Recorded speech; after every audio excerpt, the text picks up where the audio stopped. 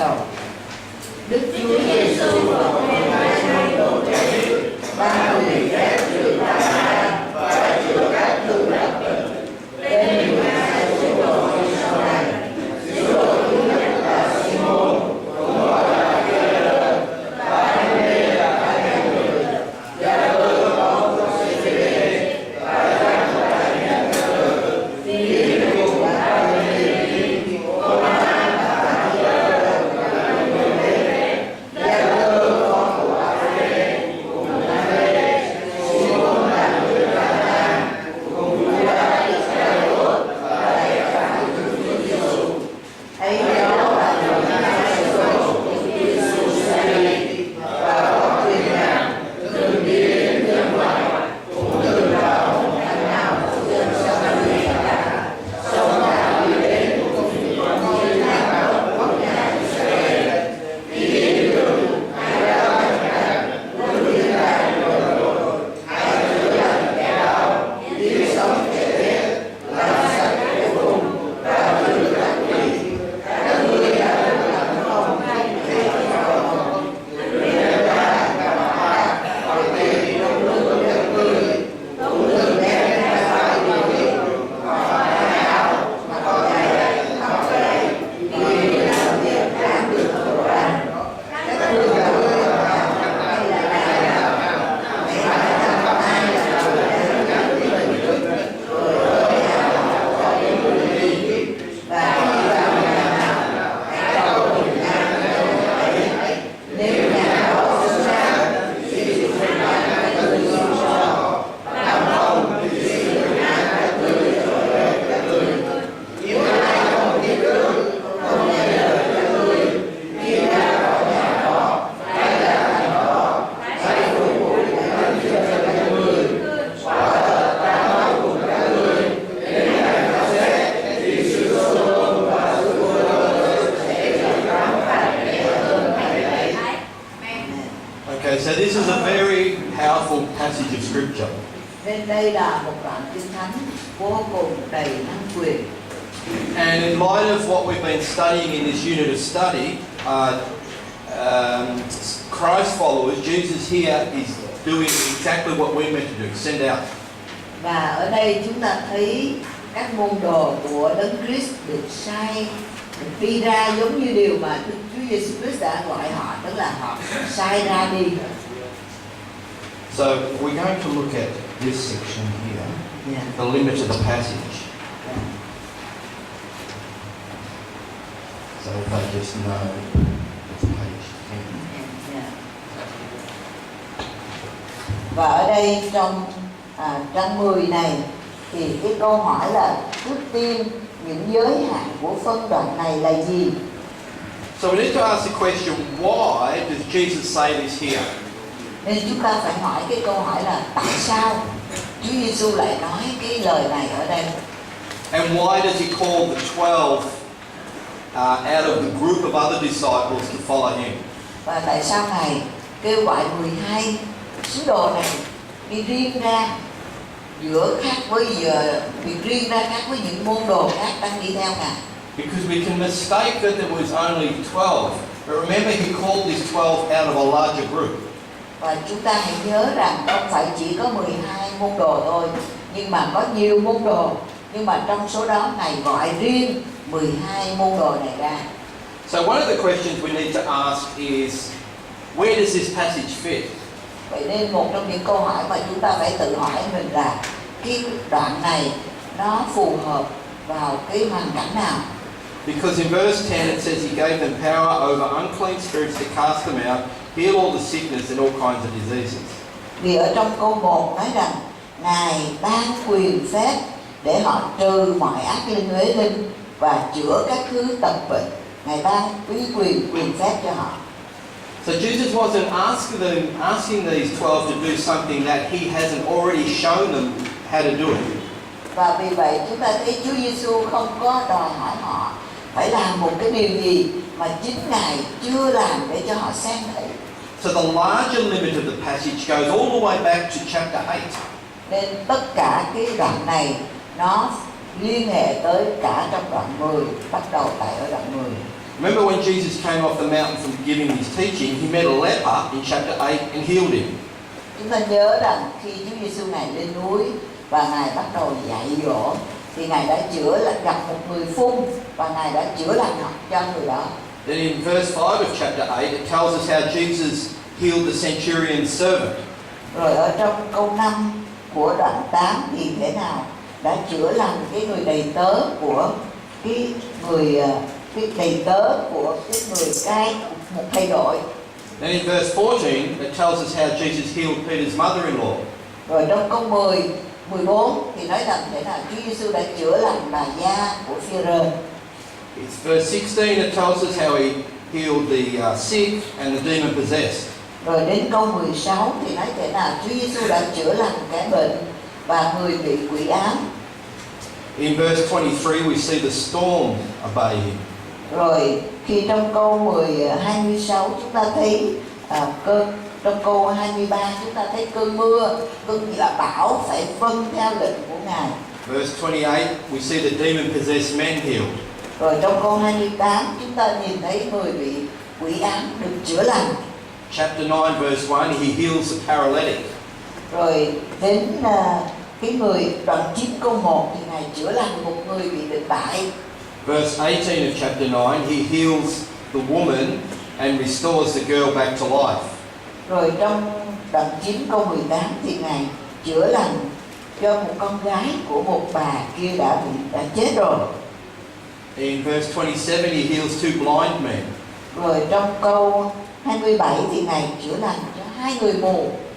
Verse 32, he heals a man who can't speak and has a demon.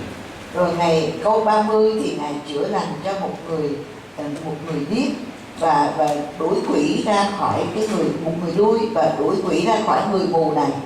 And in verse 35, it tells us that Jesus went around the villages preaching the kingdom, healing the sick and the diseased people. Và trong câu 35 của đoạn 9 nói rằng Đức Chúa Giêsu đi khắp các thành, các làng, dạy dỗ trong các nhà hội, giảng tin lành Đức Chúa Trời và chữa lành các thứ bệnh bệnh. And in verse 36, it shows Jesus' heart, how he was moved in with compassion. Và câu 36 cho chúng ta thấy chính tấm lòng của Chúa Giêsu thế nào Ngài động lòng thương xót khi Ngài nhìn thấy rằng dân đông rất là cùng khổ. Now, compassion isn't just an emotion. Compassion drives us to do something. Nên một cái lòng thương cảm không phải chỉ là một cái cảm xúc bình thường, nhưng một cái lòng thương cảm một ai đó thúc giục chúng ta phải hành động. And Jesus' response was to reach out to those around him that were sick, demon-possessed, lost, and do something in their life. Và cái lòng thương cảm ở trong Chúa Giêsu khiến cho Ngài phải hành động. Ngài đến với những kẻ khốn khổ, Ngài chữa lành những kẻ bị quỷ ám, Ngài chữa lành những kẻ bị đau khổ với bệnh tật. But there's a problem. Nhưng mà có một nan đề. And the problem is Jesus is in one place at one time and he's only here for a short period of time. Đó là Chúa Giêsu chỉ ở một nơi trong một thời điểm thôi, và Ngài chỉ ở trên thế gian này trong một thời gian ngắn mà thôi. But he says there's a big harvest to be done. Nhưng mà Chúa Giêsu nói rằng mùa gặt thì lớn lắm và cái công việc rất lớn lao phải thâu hoạch mùa gặt vào. And more workers are needed. Và rất nhiều nhân công, những người làm công phải cần có. This then leads into chapter 10, where Jesus brings out 12 workers ready to be sent out into the harvest. Và chính từ những đoạn này mới dẫn chúng ta đến đoạn 10 là Chúa Giêsu Ngài chọn 12 môn đồ để mà sai đi ra làm mọi việc mà Ngài đã làm. And he's now asking them to go out and do the supernatural. Và bây giờ Ngài nói họ hãy đi ra và làm những công việc siêu nhiên. But they can't say to Jesus, hang on, that's not fair. You haven't done it. Yes, he has. Và như vậy chúng ta thấy họ không thể hỏi Ngài rằng, ôi Chúa ơi, Ngài nói chúng con đi ra làm là nó không công bình, tại Ngài đâu có làm đâu. Nhưng mà không phải như vậy mà Chúa đã làm hết mọi cái công việc siêu nhiên đó rồi. And they have been following Jesus as his apprentices. Và họ đã đi theo Ngài trong suốt những đoạn đường đó để nhìn thấy Ngài đã làm gương cho họ trong mọi điều đó. They saw what Jesus did. They heard the prayer. Ngài đã thấy Chúa Giêsu làm như thế nào, họ cũng nghe cách Ngài cầu nguyện như thế nào. And now he's sending them out to do what they've just been shown and to pray the way they've just been shown. Và bây giờ Ngài sai họ đi ra để họ cầu nguyện, để họ thi hành mọi điều như là Ngài đã chỉ cho họ. So continuing on in chapter 10 verse 5, it says the 12 were sent out. Nên ở đây chúng ta thấy trong câu 5 đoạn 10 nói rằng ấy đó là 12 sứ đồ Đức Chúa Giêsu sai đi. Verse 16, behold, I send you out. Và trong câu 16 thì nói rằng kìa ta sai các ngươi đi. He then says to go into the areas and preach the gospel and pray for the sick. Và Ngài cũng nói rằng ta sai các ngươi đi để giảng phúc âm, để chữa lành cho kẻ đau, để đuổi quỷ đi. In chapter 11 verse 1. Trong đoạn 11 câu 1. If you could please read that. Xin chúng ta hãy cùng đọc trong Matthew 11 câu 1. Và Đức Chúa Giêsu đã dạy các điều đó cho 12 môn đồ rồi, đem đi khỏi chỗ này và đi giảng dạy trong các thành xứ đó. So Jesus sends the 12 out. Nên Chúa Giêsu đã sai 12 môn đồ đi ra.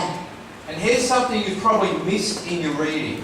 Và đây có thể có một điều mà các bạn có thể bỏ lỡ qua trong việc các bạn đọc, đăng ký bạn đọc. If the 12 are gone, who's with Jesus? Nếu 12 môn đồ đã đi ra hết rồi thì ai còn ở lại với Chúa Giêsu đây? That means Jesus has moved on by himself. Và điều đó có nghĩa là Chúa Giêsu sẽ đi tiếp một mình Ngài sao? And he meets those sent from John the Baptizer. Và Ngài gặp gỡ những con người mà ông Giăng đã làm phép báp têm cho họ. So these are the limits of the passage. Nên đây là cái sự giới hạn của cái đoạn văn này. So the big story goes from chapter 8, verse 1, all the way through to 11, verse 1. Nên câu chuyện lớn này được ghi lại từ đoạn 8, câu 1, đi xuyên suốt qua đoạn 11, câu 1. But we're looking at this. So this leads into here and this leads out.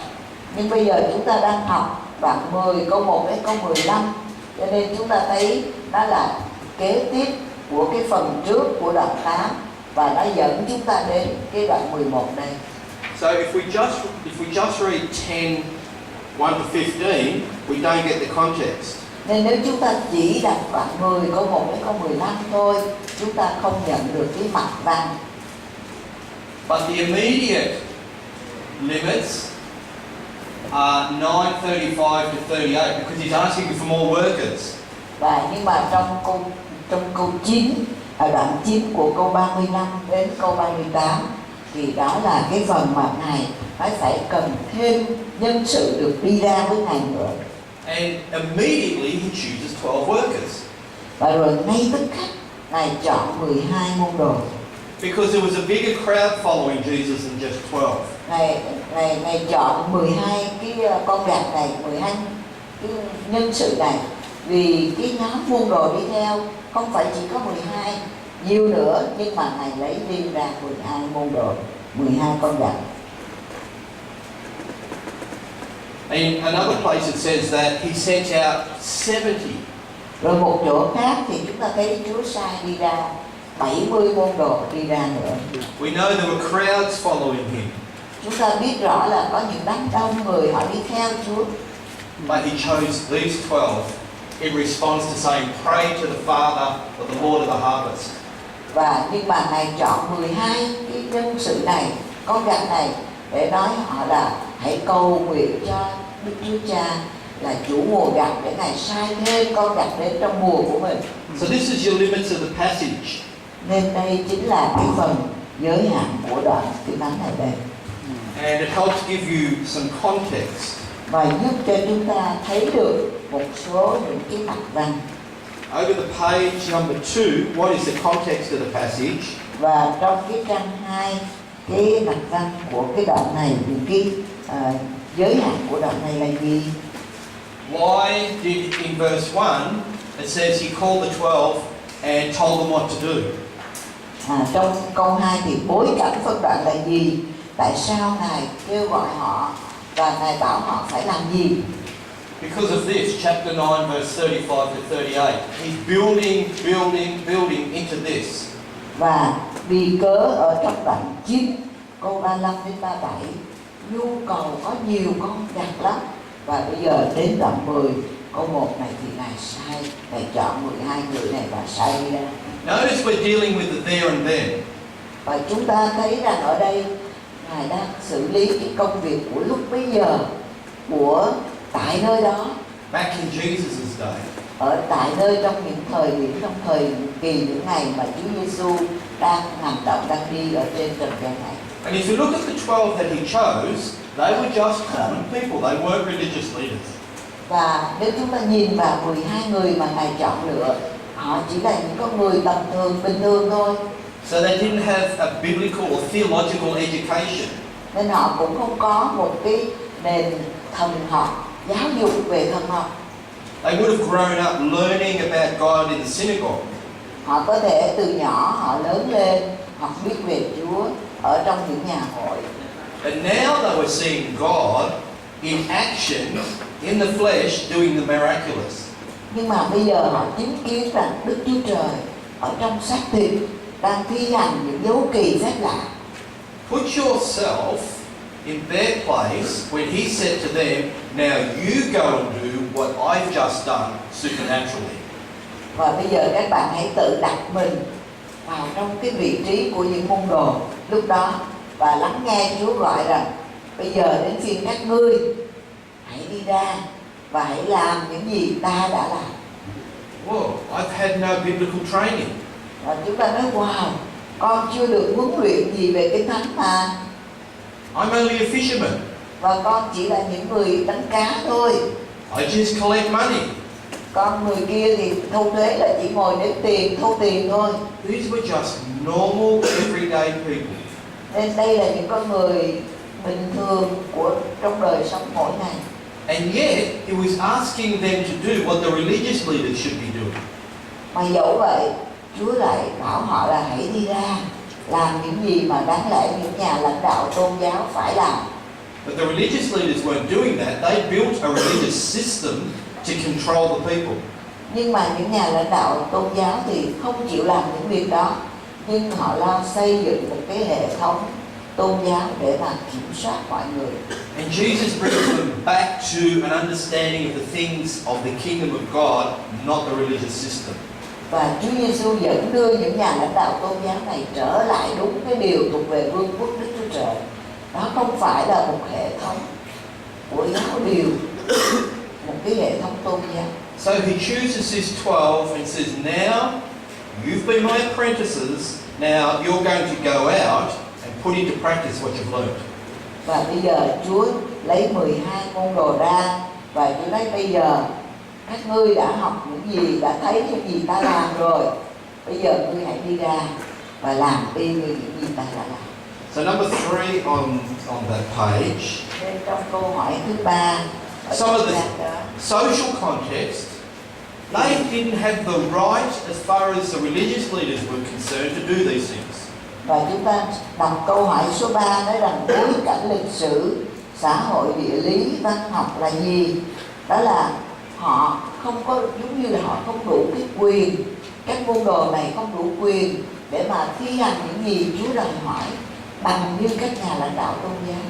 Because in Israel they had a class system. Vì ở tại Israel họ có một cái xã hội theo những cái tầng cấp, những cái giai cấp ở trong xã hội. And if you look at some of the people that Jesus chose, Và nếu chúng ta nhìn vào những con người mà Chúa Giêsu đã chọn, a fisherman was quite low. một người đánh cá thì ở thuộc cái tầng lớp khá là thấp kém.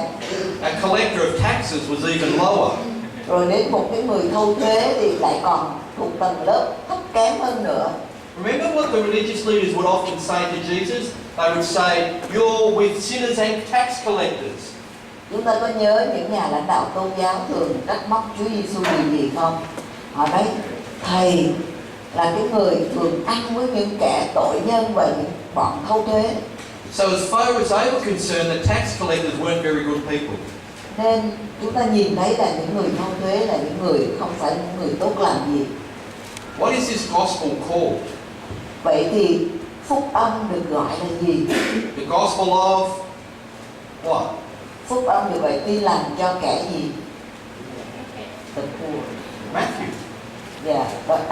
Cái phúc âm này gọi là phúc âm của sách nào? Phúc âm theo Matthew, phải không? And what was Matthew? Mà Matthew ông là nghề gì?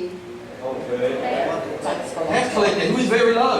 Và ông là người thu thuế, ông một người rất là thấp hèn, được bị coi trong xã hội như vậy. So we could almost call this gospel the record by the low person. Nên chúng ta có thể gọi là phúc âm theo Matthew là một cái bản ghi chép lại từ một con người rất là thấp hèn. We're not told where this happened in Israel. Và chúng ta không được biết là ở đâu, ở tại vùng xứ Israel. So we don't know exactly, but they were sent out to the cities. Nhưng mà chúng ta biết rằng họ được sai đi ra khỏi thành phố. But I want you to read something in the Gospel of Luke, chapter 6. Tôi muốn anh chị em đọc một số điều ở trong Tin lành Luca đoạn 6 câu 12. Verse 12, which is the same story.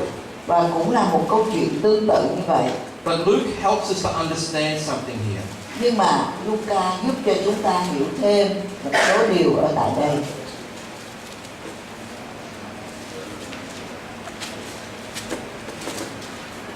So if they could read that. Yeah, from 12 to 16. Just verse 12. Okay. Bây giờ chúng ta hãy cùng đọc chung Luca đoạn 6 câu 12. Chúng ta bắt đầu. Trong lúc đó, Đức Chúa Giêsu đi lên núi để cầu nguyện và thức thâu đêm cầu nguyện Đức Chúa Trời. So notice what Luke says here. They help give us some context.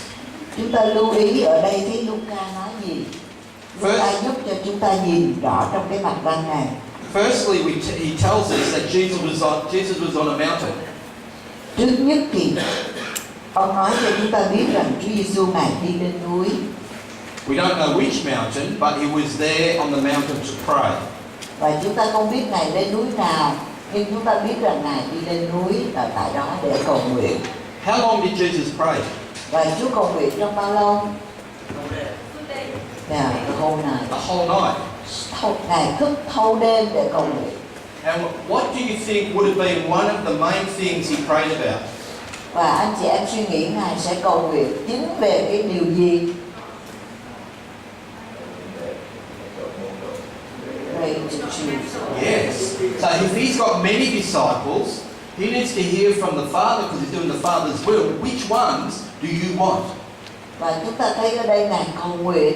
Ngài bây giờ Ngài có rất nhiều môn đồ, nhưng mà Ngài cầu nguyện, Ngài muốn lắng nghe tiếng của Đức Chúa Cha để Ngài biết Đức Chúa Cha chỉ cho Ngài biết rằng Ngài muốn làm theo ý Cha, cho nên Ngài sẽ biết rằng Cha muốn chọn người nào. So here's an important principle that we need to learn.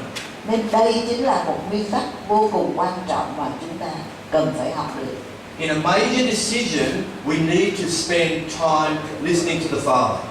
Trong những cái quyết định rất là quan trọng, rất là mấu chốt, thì chúng ta cần phải dành thời giờ ở riêng để cầu nguyện và tìm biết ý muốn của Cha. If Jesus did it, how much more do we need to do it? Và nếu chính Chúa Giêsu đã cần như vậy, thì mỗi chúng ta phải cần điều đó hơn biết chừng nào. Now we know he had at least 70 disciples because it says in another place he sent out 72 by 2. Và vì chúng ta biết rằng ở đây là Ngài sai đi 12, nhưng mà một chỗ khác thì Ngài sai đi 70 môn đồ.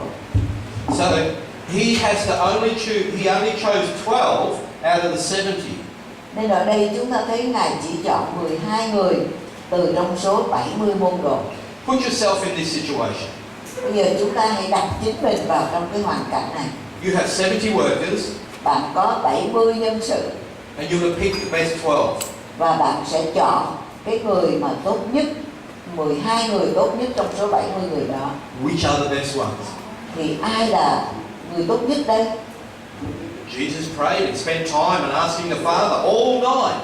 Và Chúa Giêsu Ngài đã cầu nguyện và cầu hỏi Đức Chúa Cha suốt thâu đêm. Here's my speculation on one issue. It's only my thoughts. You don't have to agree with it. That's fine. Và ở trong cái tâm trí của Ngài có nhiều cái điều mà có thể là không có giống như của Đức Chúa Cha. If I was Jesus choosing the 12, I would have problems with one.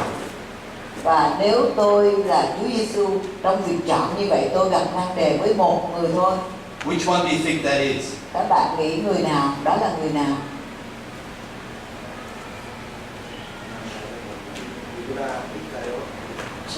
Judas. Nghĩa là Judas Iscariot. Judas Iscariot. Father, why him? He will betray me. Và Chúa Giêsu sẽ hỏi Đức Chúa Cha rằng tại sao lại chọn Judas?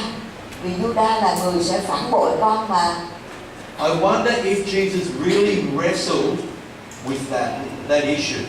Và tôi thắc mắc không biết lúc bây giờ Chúa Giêsu có phải tranh chiến khi Ngài thấy Đức Chúa Cha là chỉ định là Judas.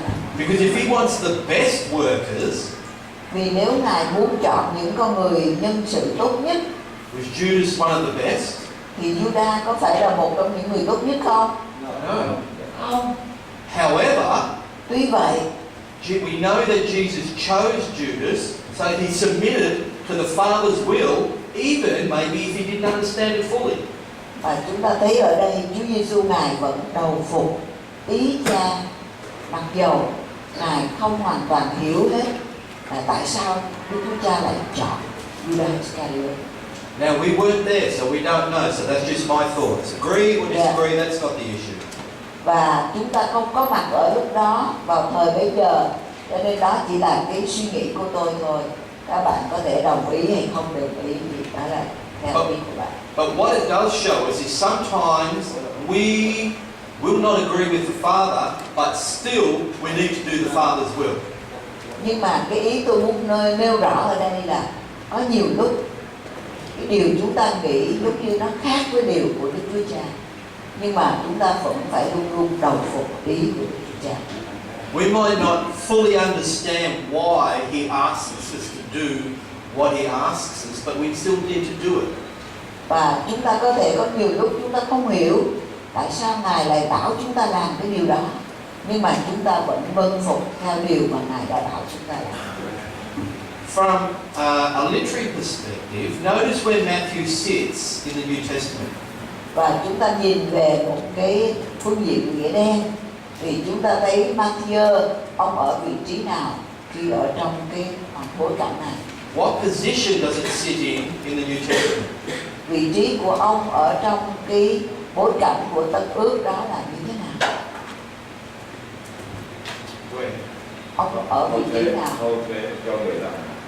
He is the tax collector for the Roman. But the book, where does the book of Matthew sit? Nhưng mà sách Matthew nó ở đâu? It's first. Nó lại nằm đầu tiên trong Tân Ước. So why does it sit first? Nhưng mà tại sao Matthew lại được đặt trước? Because it's Luke that records that after the Old Testament, Gabriel came to Zechariah and broke the silence of God to speak to Israel. Vì chính Luca là người đầu tiên viết ra nối kết là sau 400 năm yên lặng thì có việc Chúa Giêsu giáng sanh, mọi cái điều ghi đến như thế nào, Sa-cha-ri được nghe lời tiên tri, mọi điều đó. How does Matthew's Gospel start? Nhưng mà sách Tin lành Matthew đã bắt đầu bằng như thế nào? It has the family line of Israel. Thì sách Matthew có ghi gia phổ của Israel. Goes back to David and to Abraham. Trở về tận tới thời David, tận thời Abraham. In light of that, và để trong phụ thuộc theo cái chapter 10 verse 5, please read that. trong Matthew đoạn 10 câu 5 và 6, xin chúng ta hãy cùng đọc chung.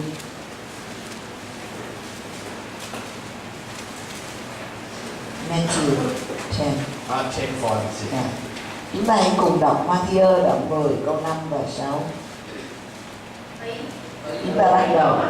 12 sứ đồ Đức Chúa Giêsu sai đi và có truyền rằng đừng đi đến dân ngoại, cũng đừng vào một thành nào của dân Samari cả, song thà đi đến cùng những con chiên làm mất của nhà Israel.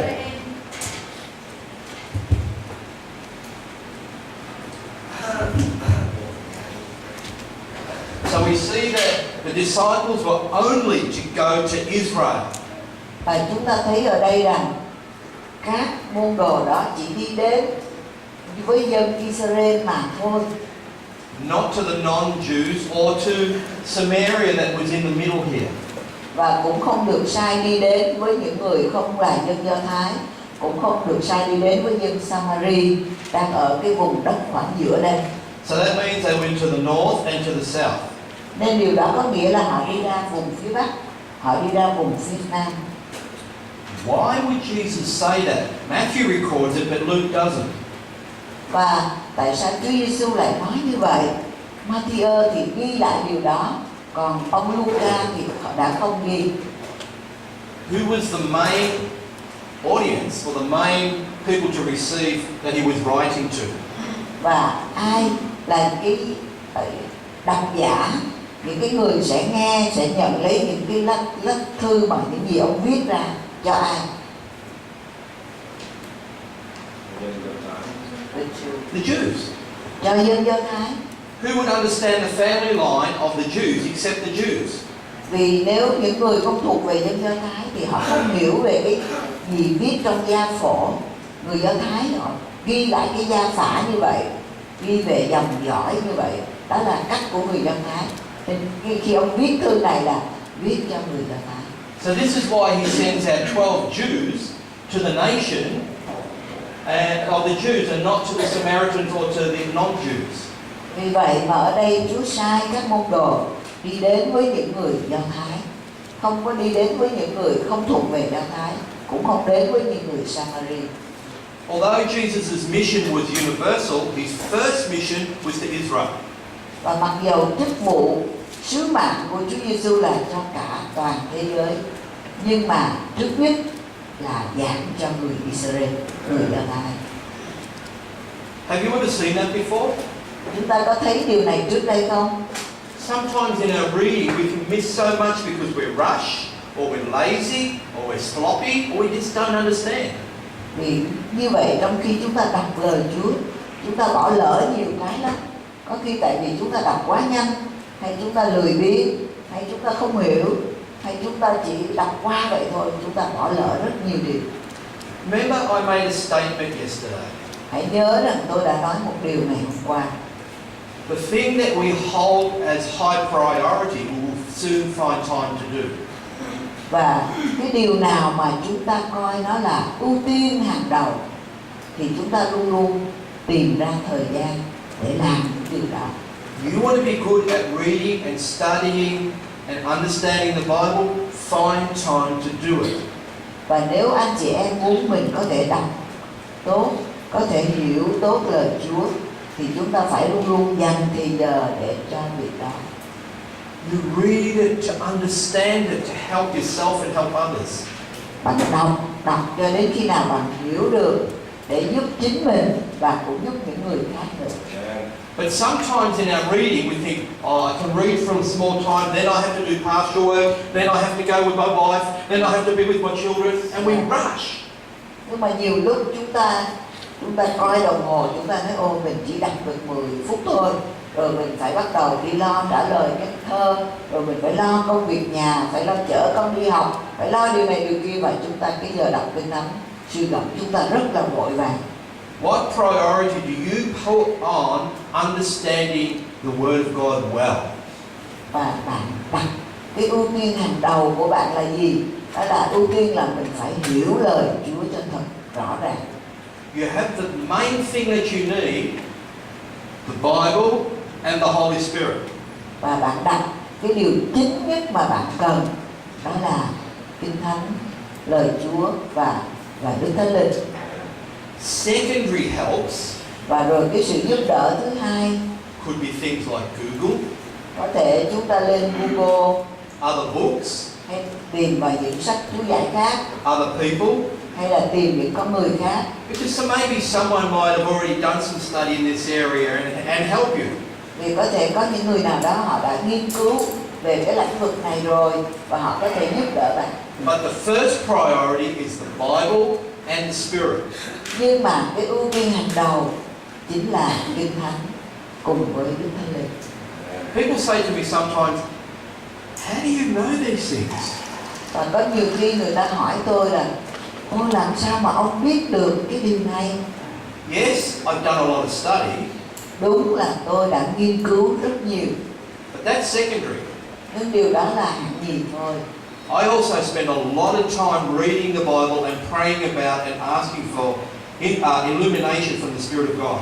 Thì tôi đã dành rất nhiều thời gian để đọc Kinh Thánh, để suy gẫm và cầu nguyện xin chính Thánh Linh Chúa soi sáng bày tỏ. I read it and I read it and I study it and I think about it and I pray about it. Tôi đọc, rồi tôi suy gẫm và tôi cứ suy nghĩ về mọi điều đó.